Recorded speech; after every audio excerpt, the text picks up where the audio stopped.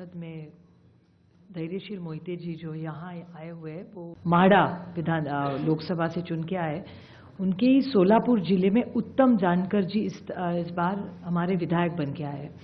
उत्तम जानकर जी सोलापुर डिस्ट्रिक्ट से चुन के आए। उनका कहना है कि उनको वोटिंग जो हुआ है मरकटवाड़ी, आप सब ने बहुत उस पर टीवी पे भी कवरेज दिया था, उसमें उनका मानना है कि वो चुन के आए हैं लेकिन उनको जो वोट पड़ने चाहिए वो नहीं मिले हैं, तो वो फिर से जीते हैं, फिर भी री इलेक्शन चाहते हैं और कह रहे हैं कि बैलेट पे लिया जाए। उन्होंने उनके गांव में उन्हें पूरे निर्वाचन क्षेत्र में सब मान भी गए, लेकिन वहां पुलिस भेजी गई और पूरा प्रोसीजर रुकवाया गया। तो वो इतना हमारी सब मांग है वहां की, उत्तम जानकर जी और धैर्यशील मोहिते जी उनके एरिया में, कि बैलेट पे फिर से वोटिंग लाया जाए, मशीनें बंद की जाए। कि बहुत सारी ऐसी चीजें हैं, जब राज ठाकरे जी भी बोले हैं कि उनका जो एक कैंडिडेट था उसको खुद का भी वोट नहीं मिला है, ऐसा हो चुका है। ये सब डेटा आपके सबके सामने है।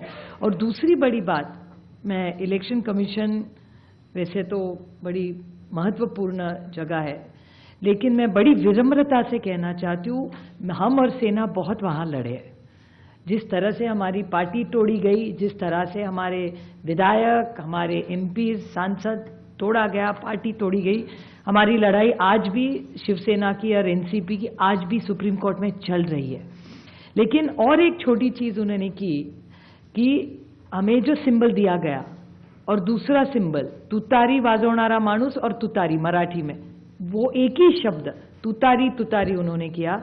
और इसी सरकार के एक बड़े मंत्री है आज सरकार में, उन्होंने कहा था, जो आप सब ने मराठी चैनल्स ने दिखाया था, कि सातारा की सीट एनसीपी हार गई क्योंकि ये ट्रम्पेट और तुतारी थी, नहीं तो बीजेपी का वो सांसद हार जाता। ये सिर्फ मैं नहीं कह रही हूं, इस सरकार के एक बड़े नेता कह रहे, जो मराठी चैनलों ने दिखाया, आज सरकार में है महाराष्ट्र में। और हम सब ने जब विधानसभा में मांग की कि आप तुतारी हटा दीजिए, बड़ा कंफ्यूजन हो रहा है, हमारी 11 सीटें ऐसी है, इस कंफ्यूजन में हम हार गए। तो हमारी विनती थी कि आप ये तुतारी हटाइए, तो बोले तुतारी हम ये सिंबल नहीं, हमने डेटा दिखाया कि कंफ्यूजन हो रहा है ये सिंबल के कंफ्यूजन में।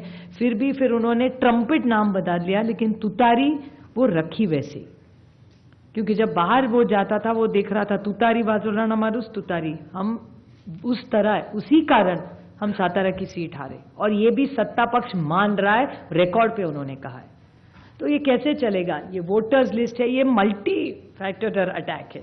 ये सिंबल का इशू है, फिर पार्टियां तोड़ने का इशू है, ये वोटर्स लिस्ट का इशू है, और कभी कभी मशीन, लोग नाराज होते हैं जब हम मशीन के बारे में कहते हैं, लेकिन बहुत सारे ऐसे लोग हम सबको मिलने आते हैं। तो ये मल्टी प्रोंग अटैक हो रहा है। और अगर एक सशक्त लोकतंत्र रखना हो तो फेयर इलेक्शन तो होना ही है। हारने का कोई दुख नहीं है, जीते हारे जनता तय करती है। हम तो जीत के आए दोनों, धैर्यशील जी आए, बट बड़ी विनम्रता से हम कहना चाहते हैं कि इलेक्शन कमीशन ये फेयर होना चाहिए, इतनी हमारी मांग है। और जो हमें जो लोटस लिस्ट, फोटो सब मांग रहे, बस हमें दे दे। बाकी हम लोग क्या मांग रहे हैं? एक सशक्त लोकतंत्र में इलेक्शन कमीशन का रोल बहुत जिम्मेदारी का होता है। जिस संविधान के बारे में हम लड़ रहे हैं, राहुल जी बड़ी ताकत से उसके लिए लड़ रहे हैं, आप देख रहे हैं पार्लियामेंट में क्या हो रहा है।